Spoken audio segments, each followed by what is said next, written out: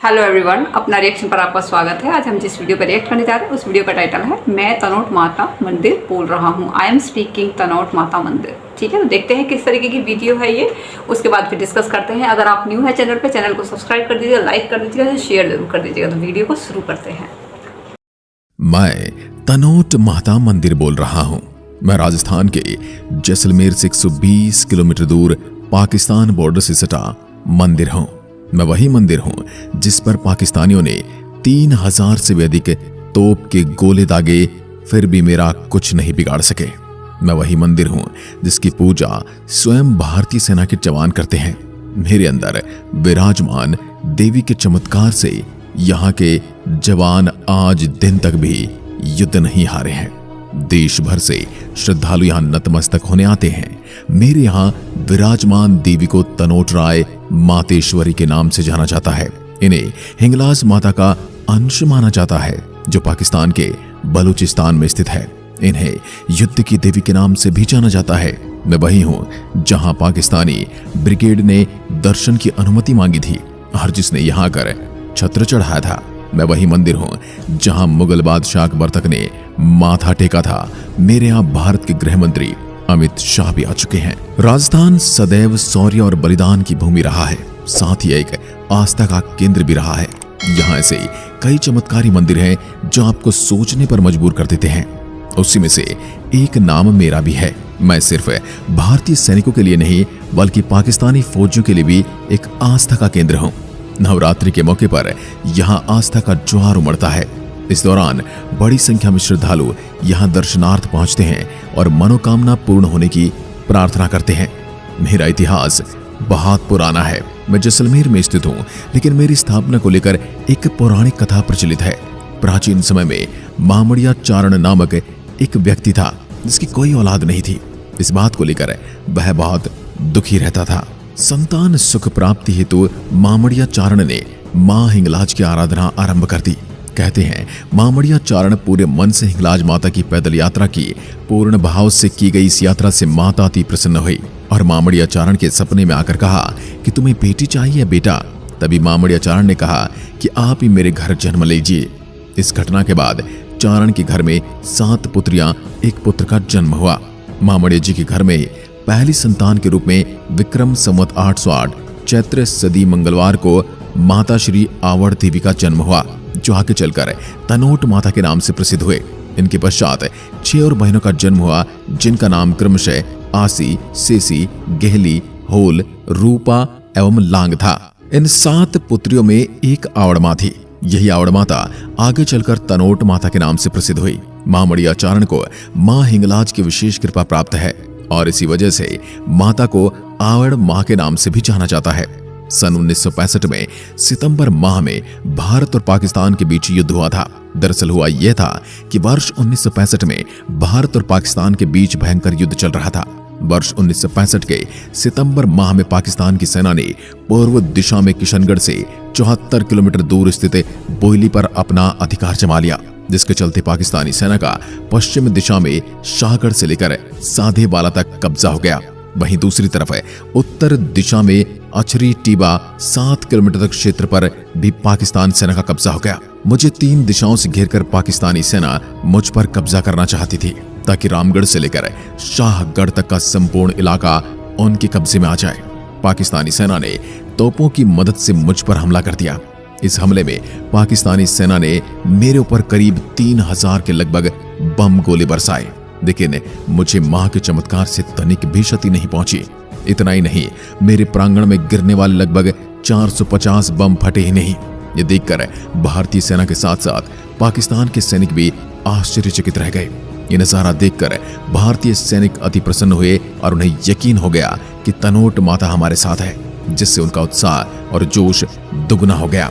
उन्होंने पाकिस्तानी सेना पर जोरदार जवाबी कार्रवाई की। इस जवाबी कार्रवाई में पाकिस्तान के सैकड़ों सैनिक वीर गति को प्राप्त हो गए। यह भी कहा जाता कि तनोट माता ने एक सैनिक के सपने में आकर कहा कि जब तक तुम मेरे क्षेत्र में हो तुम्हारी रक्षा करूंगी। भारत पाकिस्तान का युद्ध तो समाप्त हो गया, लेकिन तनोट माता का चमत्कार भारत के सभी मुख्य अखबारों की ब्रेकिंग न्यूज बन गया। तब से लेकर आज तक मेरे यहाँ हर दिन श्रद्धालुओं की संख्या बढ़ती जा रही है। भारत और पाकिस्तान के बीच हुए 1965 के युद्ध के बारे में यहाँ तनोट माता की पूजा BSF के जवानों द्वारा की जाती है। वर्तमान में मेरा रखरखाव सीसुब नामक ट्रस्ट द्वारा किया जाता है। BSF वाले तनोट माता को अपनी आराध्य देवी मानते हैं। साथ ही मेरा रखरखाव भी BSF के जवानों द्वारा ही किया जाता है। 1965 के बाद वर्ष 1971 में भारत और पाकिस्तान के बीच एक और युद्ध हुआ। इस युद्ध के दौरान 4 दिसंबर 1971 की रात में पाकिस्तान के टैंक रेजिमेंट ने लोंगेवाला पर हमला किया। यह तनोट माता की त्रिपाठी जी सीमा सुरक्षा बल और पंजाब रेजिमेंट ने मिलकर पाकिस्तानी टैंक रेजिमेंट को धूल चटा दी। लोंगेवाला एक स्थान है जो पाकिस्तानी सीमा के समीप स्थित है। मैं भी इसके समीप हूं। इस युद्ध में विजय के बाद मेरे परिसर में एक विजय स्तंभ का निर्माण करवाया गया। इस विजय स्तंभ का निर्माण पाकिस्तान पर जीत की खुशी में करवाया गया था। इस जीत को मद्देनजर रखते हुए प्रतिवर्ष 16 दिसंबर को सैनिकों द्वारा एक विशेष उत्सव यहां पर मनाया जाता है। साथ ही इस युद्ध में शहीद हुए जवानों को भावपूर्ण श्रद्धांजलि भी अर्पित की जाती है। मैं अब तक सुरक्षा बलों का कवच बना रहा। शांति होने पर सुरक्षा बल मेरा कवच बन गए। आज यहाँ का सारा प्रबंध सीमा सुरक्षा बल के हाथों में है। मेरे अंदर ही एक संग्रहालय है जिसमें वे गोले भी रखे हुए हैं। पुजारी भी सैनिक ही हैं। सुबह शाम आरती होती है। सुबह और शाम की आरती में श्रद्धालु बड़ी संख्या में हिस्सा लेते हैं। 1.25 घंटे लगातार चलने वाली आरती देखने लायक है। इस आरती का समय सुबह 6 बजे से शाम 7 बजे तक होता है। मेरे मुख्य प्रवेश द्वार पर एक रक्षक तैनात रहता है, लेकिन प्रवेश करने से किसी को रोका नहीं जाता। फोटो खींचने पर भी कोई पाबंदी नहीं है। मेरी ख्याति को हिंदी फिल्म बॉर्डर की पटकथा में भी शामिल किया गया था। दरअसल यह फिल्म 1965 युद्ध में लोंगेवाल पोस्ट पर पाकिस्तानी सेना के हमले पर बनी थी। 1965 के युद्ध में जब पाकिस्तान की तरफ से मेरे ऊपर बमों की बौछार की गई तो एक भी बम नहीं फूटा। यह चमत्कार देखकर पाकिस्तानी ब्रिगेडियर शाहनवाज खान आश्चर्यचकित हो गए। उन्हें विश्वास नहीं हो रहा था कि आखिर ऐसा चमत्कार कैसे हो सकता है। कहते हैं चमत्कार को सभी नमस्कार करते हैं। तनोट माता का चमत्कार देखकर पाकिस्तानी ब्रिगेड शाहनवाज खान ने भारत में आकर तनोट माता के दर्शन करने की अनुमति मांगे। करीब 2.5 साल बाद उन्हें अनुमति मिल गई और वे यहाँ पर आए, माता के दर्शन किए और माता को चांदी का छत्र भी चढ़ाया जो आज भी यहाँ मौजूद है। पुराने समय में मुगल बादशाह अकबर ने हिंदू के कई मंदिरों पर छत्र चढ़ाए थे, जिसके कोई ठोस प्रमाण तो नहीं है, लेकिन उन मंदिरों में से एक मैं भी था। ये सब मेरे यहाँ विराजमान तनोट माता के चमत्कार के कारण ही हो पाया है। आप जब भी मेरे यहाँ दर्शन करने आएंगे तो आपको मेरे यहाँ चारों तरफ रुमाल ही रुमाल नजर आएंगे। ये सब वही रुमाल है जो मेरे यहाँ श्रद्धालुओं द्वारा बांधे गए हैं। इन सभी श्रद्धालुओं की मनोकामना माँ के द्वारा पूरी की गई थी। आप भी जब भी आए अपनी मन्नत मांग सकते हैं। तनोट माता आपकी सारी इच्छाएं पूरी करेंगे। आपको यहाँ लिखा हुआ भी मिलेगा, कृपया यहाँ रुमाल न बांधे, लेकिन लोगों की श्रद्धा के आगे कोई कहाँ मानता है बांधने को, और यहाँ करोड़ों रुमाल बंधे हुए आपको दिख जाएंगे। आप जब भी जैसलमेर यात्रा पर आए, राजस्थान की असली झलक देखने के लिए आए, तो मेरी यात्रा करें। यह आपको एक अलग ही देशभक्ति और श्रद्धा की झलक देखने को मिलेगी। साथ ही अपने जवानों द्वारा दुश्मन को धूल चटाई गई उसके सबूत भी देखने को मिलेंगे। आपको यहाँ पर दुश्मन जब दुमदुमाकर भागे और उनके द्वारा छोड़े गए टैंक भी आज उसी हालत में देखने को मिल जाएंगे। यह उनको हमेशा उनकी हार की याद दिलाता रहता है, लेकिन फिर भी वो कभी नहीं मानेंगे कि 1965 और 71 की जंग में वो हारे हैं। आप जब भी तनोट माता के दर्शन करने आओ तो वॉर म्यूजियम जरूर देखना। इसमें आपको युद्ध से जुड़ी हुई बहुत ऐतिहासिक चीजें देखने को मिलेंगी। जैसलमेर वॉर म्यूजियम की स्थापना वर्ष 1971 में लड़ी लोंगेवाला की लड़ाई में शहीद सैनिकों को सम्मानित करने के लिए की गई थी, जो भारतीय सेना की बहादुरी और बलिदान को याद करते हैं। जैसलमेर वॉर म्यूजियम का उद्घाटन 24 अगस्त 2015 को भारत पाकिस्तान युद्ध के स्वर्ण जयंती समारोह के दिन के लिए किया गया था, जिसे JWM के नाम से जाना जाता है, जिसमें 2 सूचना डिस्प्ले हॉल, एक ऑडियो विजुअल रूम और एक स्मारिका शामिल है। इसमें आप एक सम्मान दीवार भी देख सकते हैं, जिसमें परमवीर चक्र और महावीर चक्र के वीरता पुरस्कार विजेताओं के नाम उत्कीर्ण है। टैंकों, तोपों और सैन्य वाहनों के साथ ट्रॉफियां और पुराने उपकरणों का भी प्रदर्शन किया जाता है। इस वॉर म्यूजियम में युद्ध के दौरान अपनी जान गंवा चुके बहादुर सैनिकों की भित्ति चित्र भी देखे जा सकते हैं। साथ ही इसमें ऑडियो विजुअल रूम में 1971 मेजर कुलदीप सिंह चंदपुरी की अगुवाई में लड़ी गई लोंगेवाला की लड़ाई को ऑडियो विजुअल रूप में दिखाया जाता है। अब मैं आपको मेरे तक पहुंचने के लिए मेरे दर्शन के बारे में संपूर्ण जानकारी देता हूं। आप मेरे यहां तक हवाई, रेल और सड़क मार्ग किसी भी तरह से यात्रा करके आसानी से पहुंच सकते हैं। ये जैसलमेर शहर से 120 किलोमीटर की दूरी पर स्थित है। अगर आप मुझ तक पहुंचने के लिए हवाई यात्रा करना चाहते हैं तो आपको बता दूं कि जैसलमेर शहर का सबसे नजदीकी हवाई अड्डा जोधपुर हवाई अड्डा है, जो कि पूरे वर्ष कार्यात्मक है। यहाँ दिल्ली, मुंबई, चेन्नई, कोलकाता और उदयपुर जैसे प्रमुख शहरों से जोधपुर के लिए नियमित उड़ानें हैं। यहाँ से आप जैसलमेर के लिए एक टैक्सी किराए पर ले सकते हैं, जिससे जैसलमेर पहुंचने के लिए लगभग 4 घंटे लगेंगे। फिर जैसलमेर से मेरे तक पहुंचने के लिए आप एक निजी टैक्सी किराए पर ले सकते हैं, जिसमें लगभग 2 घंटे लगते हैं। अगर आप मेरे तक ट्रेन से यात्रा कर पहुंचना चाहते हैं तो मेरा सबसे निकटतम रेलवे स्टेशन जैसलमेर है, जो कि 123 किलोमीटर की दूरी पर है। पहले आप ट्रेन से यात्रा करके जैसलमेर पहुंच सकते हैं और वहां से टैक्सी या कैब से मुझ तक पहुंच सकते हैं। अगर आप सड़क मार्ग से यात्रा करके मेरे तक आने का प्लान बना रहे हैं तो मैं आपको बता दूं, मुझ तक पहुंचने का सबसे अच्छा रास्ता जैसलमेर मार्ग है।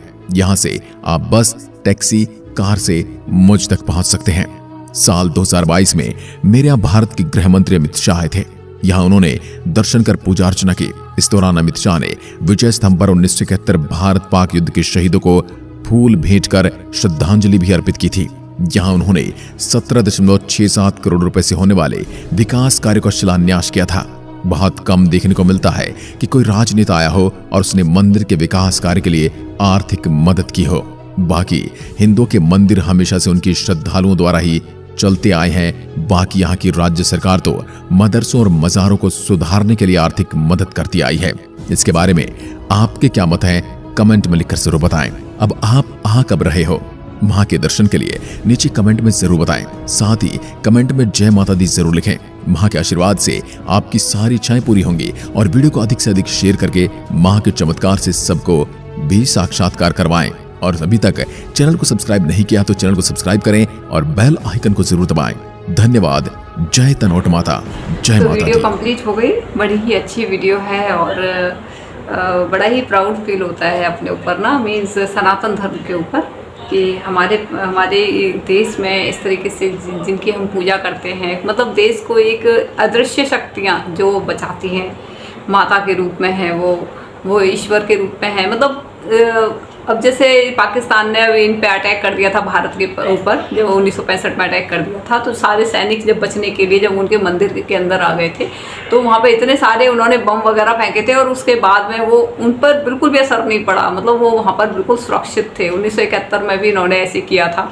तो एक आप मान सकते हो कि एक ईश्वरीय शक्ति है, ठीक है ना। आप अगर बहुत से कहते हैं ना कि जो वामपंथी विचारधारा के लोग कहते हैं कि भाई ऐसा कोई भी नहीं है, ईश्वर नहीं है, ऐसा नहीं है, ईश्वर हैं, ठीक है। और इनकी तो पूजा भी, मतलब जो हमारे जो फौजी लोग हैं, मतलब एक तरीके से सैनिक हैं, वो इनकी पूजा करते हैं बाकायदा। और जब आप शक्ति की पूजा करते हो तो आप भला किसी का अपमान कैसे कर सकते हो? आप किसी नारी का अपमान कर ही नहीं सकते। तो हमारी जो बोलते हैं ना कि हमारे जो सैनिक हैं, हमारे देश के जो जवान हैं, वो हमेशा जो लेडीज़ होती है उसकी बहुत ज़्यादा रिस्पेक्ट करते हैं। कभी उनसे बदतमीजी से बात नहीं करना। आप और किसी की आर्मी के लोग देख लीजिएगा और आप भारत की आर्मी देख लीजिएगा, आपको बहुत डिफरेंस दिखाई देगा। क्योंकि यहाँ पर क्या है कि वो शक्ति की पूजा करते हैं, ठीक है। तो जाहिर सी बात है, जब उनकी पूजा करते हैं तो वो उनके अंदर रिस्पेक्ट आती है अपनी, वो अपनी माता की बहुत ज़्यादा रिस्पेक्ट करते हैं। कोई भी लेडीज़ होती है उनकी बहुत रिस्पेक्ट करते हैं। तो ये चीज़ें बहुत अच्छी लगती हैं और ये कहीं ना कहीं आपके एक धर्म से ही आती हैं ये चीज़ें ना। आप किस रिलीजन में है, आपको क्या पढ़ाया जा रहा है, क्या उसमें से ले रहे हैं, तो ये सारी चीज़ें हमारे इसमें है और हमें बहुत ज़्यादा प्राउड फील होता है इन सब चीज़ों से, ठीक है। और इन्होंने जैसे बताया है कि जो आपकी जो फिर उसके बाद में जब पाकिस्तान ने जब इंडिया पे अटैक कर दिया था, ठीक, क्योंकि हर बार वही अटैक करते हैं, इंडिया नहीं करता है अटैक। लेकिन जिस दिन इंडिया ने, अब की बार पाकिस्तान ने गलती से भी इंडिया पे अटैक कर दिया तो फिर पूरा पाकिस्तान खाली हो जाएगा, क्योंकि अब की बार बख्शने के बिल्कुल भी मूड में नहीं है, ठीक है। तो क्या है कि अगर वो क्या बोलते हैं, फिर वहाँ के जो वो थे, क्या बोलते हैं, फिर उनको दर्शन करने के लिए आए, उनको चांदी का छत्र चढ़ाया, ठीक है ना। तो एक ये तो है कि अदृश्य शक्ति तो है जो कि हमारे देश की रक्षा करती है। और मैंने एक जम्बू द्वीप के नाम से एक वीडियो बनाई थी, उसमें भी बताया था, जो कुवैत, जो कि चाइना की तरफ, जो उधर की तरफ है ना, वहाँ पे एक अदृश्य शक्तियाँ हैं जो कि भारत की वहाँ की मतलब रक्षा करते हैं, ठीक है। तो ये हैं कुछ जो कि हमें दिखाई नहीं देती हैं, लेकिन ये वाकई में हैं, ठीक है। और हिंगलाज माता का मंदिर जो कि आपका बलूचिस्तान में है, मुस्लिमों ने उनको तोड़ने की खूब कोशिश की थी, लेकिन जो भी उसको तोड़ता था उसको कभी कोई प्रॉब्लम हो जाती थी, कभी वो मर जाता था या फिर कभी कुछ हो जाती थी। तो वहाँ के जो मुस्लिम है ना, उनको समझ में आ चुका था कि यहाँ पे कोई अदृश्य शक्ति है, ठीक है ना, ये माता है, हिंगलाज माता है, और इनसे पंगा लेना बिल्कुल भी सही नहीं है, ठीक है ना। तो फिर वो उनकी पूजा करते हैं, जो मुस्लिम हैं वो भी पूजा करते हैं, क्योंकि उनको पता है, क्योंकि ये जो है, वैसे भी सब हिंदू ही जो थे वो सब भाई हिंदू थे, सब कन्वर्ट हुए हैं, जैसे भी कन्वर्ट हुए हैं, ठीक है। तो ये सारी चीज़ें हैं, और ये चीज़ें मैं बिल्कुल मानती हूँ कि ईश्वरीय शक्ति है, ठीक है। और मुझे बड़ा ही प्राउड फील होता है अपने सनातन धर्म पर, ठीक है। कोई विश्वास करे ना करे, मुझे इस बात से मतलब नहीं है, लेकिन मैं विश्वास करती हूँ, ठीक है ना। तो बड़ा ही प्राउड फील होता है। और जैसे इन्होंने बताया कि जैसे मंदिरों में मंदिर, जो हमारे जो मंदिर हैं, इनकी कोई देख रेख नहीं करता। पहली बार वहाँ पर 2022 में अमित शाह आए थे, उन्होंने उनके लिए भाई थोड़ा सा खर्चा वगैरह कि भाई किस तरीके से मरम्मत वगैरह की जाए और कुछ उसमें और चेंजेस की जाए। लेकिन आज तक कभी किसी गवर्नमेंट ने कभी कोशिश नहीं की, किसी गवर्नमेंट ने कभी कोशिश नहीं की, बल्कि जो हमारा जो पैसा था, वो औरों में लगता आया है, और अभी भी लग रहा है, ठीक है। हम जो पैसा कलेक्ट करते हैं, मंदिरों में जो पैसा चढ़ाते हैं, वो सारा पैसा दूसरी जगह जा रहा है। किसी की वहाँ तनख्वाह बंध चुकी है, किसी के वहाँ मरम्मत चल रही है, उनका पैसा तो उनकी जेब में है ही, हमारा भी जा रहा है। तभी गुस्सा आता है हमें बहुत ज़्यादा कि हमारा इतना शोषण क्यों हो रहा है, ठीक है। तो इसके ऊपर केस फाइल भी करने चाहिए, एक नहीं बहुत सारे केस फाइल कर दो अगर पॉसिबल हो तो, क्योंकि इस तरीके से तो ठीक नहीं है ना। आप एक धर्म का आप मतलब शोषण ही करे जा रहे हैं, शोषण करे जा रहे हैं, ये कोई तरीका नहीं होता है, ठीक है। हमारे मंदिरों की देखो, अब वहाँ पे कैलाश मंदिर है जो औरंगजेब ने तोड़ा था वो, ठीक है। उसकी इतनी औकात तो थी नहीं, पर फिर भी उसने डिस्ट्रॉय तो किया उसका, ठीक है। तो क्या है कि इतनी मेहनत से किस तरीके से उसको बनाया, ये जानने की जरूरत नहीं थी। इन्हें ये नहीं जानते हैं कि कितनी मेहनत लगी है, किस तरीके से इसको बनाया गया है, किस तरीके से इसमें साइंटिफिक, इसमें टेक्नोलॉजी का यूज़ हुआ। नहीं, आके उसको बस सिर्फ तोड़ना है। उनके हाथ तोड़ दिए, किसी का कुछ तोड़ दिया, और बस ना चले तो उसमें आग लगवा दी। तो ये सारी डिस्ट्रक्टिव माइंड जैसे रहते हैं, ठीक है ना, वो उस तरीके की सोच इनके अंदर थी। लेकिन इन्हें फिर भी ये तोड़ नहीं पाए, ठीक है, क्योंकि टेक्नोलॉजी बहुत हाई लेवल की थी, आप ये कह सकते हैं। और फिर भी अभी भी कैलाश मंदिर आपका एज इट इज़ खड़ा हुआ है। लेकिन दुख इस चीज़ का होता है कि अब तक जो 70-75 साल में जो हमारी जो गवर्नमेंट रही है, उन्होंने कभी भी उसके ऊपर ध्यान नहीं दिया। अब पता नहीं अब ध्यान दे रहे हैं या नहीं दे रहे हैं, जबकि उनको दुनिया तो अपने जरा सी चीज़ों को ऐसे हाईलाइट करती है, और वहाँ पे दुनिया भर के लोग देखने के लिए आते हैं। यहाँ पे इतनी सारी चीज़ें हैं देखने के लिए, आप उनके मोन्यूमेंट्स वैसे बना के वैसे उसको प्रॉपर तरीके से सेट कर सकते हो, आप लोग उनको देखने के लिए आएंगे, बट कोई ध्यान ही नहीं है। कैलाश मंदिर एक जीता जागता उदाहरण है। बहुत सारी चीज़ें हैं, मतलब जिसकी अगर देखो तो आंखें फटी रह जाती हैं, इतनी ज़बरदस्त टेक्नोलॉजी का यूज़ किया गया है। बस ताजमहल देखने आएंगे, और कोई बस जो ज़्यादा हाईलाइट कर रखे हैं उनको ही हाईलाइट करेंगे, उन्हीं को देखने के लिए आते हैं। और देखो मतलब हैरान की बात देखिए आप कि जब कांग्रेस की सरकार थी, ठीक है, मैं नाम नहीं लेना चाहूँगी फालतू में, ये जब पहली जो सरकारें थी वो क्या करती थी, मतलब ताजमहल को हाईलाइट करवा दिया कि जी ताजमहल। अरे भाई, ताजमहल के अलावा इतने सारे मंदिर थे और एक से एक मंदिर थे, उनको कभी हाईलाइट नहीं किया, उनको उसमें क्यों नहीं रखा, एक इसी को क्यों रखा, इससे भी ज़्यादा अच्छे थे, इससे 100 गुना अच्छे थे, उनको नहीं रखा, इसको पहले वो रखा, प्रेफरेंस दी गई। अब वो जो थी जिन्होंने अपने पति की याद में बनवाया था, क्या नाम है, एक कुआं था, तावड़ी क्या बोलते हैं, मुझे नाम याद नहीं आ रहा, वो किस तरीके से आप उसका स्ट्रक्चर देखोगे ना, जैसे उल्टा मंदिर होता है ना, एक मंदिर सीधा होता है और बिल्कुल जस्ट उल्टा, इस तरीके से उसको बनाया गया है। उसमें किस तरीके की टेक्नोलॉजी यूज हुई है, उनकी तरफ कभी भी ध्यान नहीं गया, कोई मतलब ही नहीं है, बस अपने उसमें लगे पड़े हैं। मतलब जितना गलत कर सकते थे ना, उतना गलत इन्होंने किया। लेकिन ये कि क्या होता है कि सत्य परेशान हो सकता है, लेकिन पराजित नहीं हो सकता, ठीक है। कुछ टाइम के लिए सारी चीज़ों को दबाने की, छुपाने की कोशिश की गई, लेकिन वो नहीं छुपेंगी, वो सब बाहर आएंगे धीरे धीरे निकल के। कैलाश मंदिर हो गया, और साउथ में बहुत सारे मंदिर हैं जो कि बहुत ही ज़्यादा अच्छे मंदिर हैं, आप उनको देख के मतलब हैरान रह जाओगे, ठीक है। तो बड़ा ही दुख होता है, लेकिन अब एक एक्सपेक्टेशन भी है, एक उम्मीद भी है कि जो गवर्नमेंट है वो इन सब के लिए कुछ करे। अगर ये कुछ नहीं करेंगे तो हम करेंगे, सीधी सी बात, भाई हमारी चीज़ें, हम अपनी चीज़ों की सुरक्षा खुद कर सकते हैं, ठीक है। तो बड़ी अच्छी वीडियो है और तनोट मंदिर में कभी मौका मिलेगा, कभी ईश्वर ने कभी उन्होंने बुलाया तो मैं ज़रूर जाऊंगी दर्शन करने के लिए। और उन्होंने पूरा बताया है कि किस तरीके से वहाँ पर आप आ सकते हो, रेल मार्ग से आ सकते हो, सड़क मार्ग से आ सकते हो और एयरप्लेन से आ सकते हो। पूरा प्रॉपर तरीके से समझा रखा है। अगर कोई जाना चाहता है तो आप वहाँ पर ज़रूर दर्शन करें, ठीक है। और अपने सनातन धर्म पर प्राउड फील करें। और दूसरा क्या है, जय माता दी आप ज़रूर कमेंट में लिखें, ठीक है। Good bye.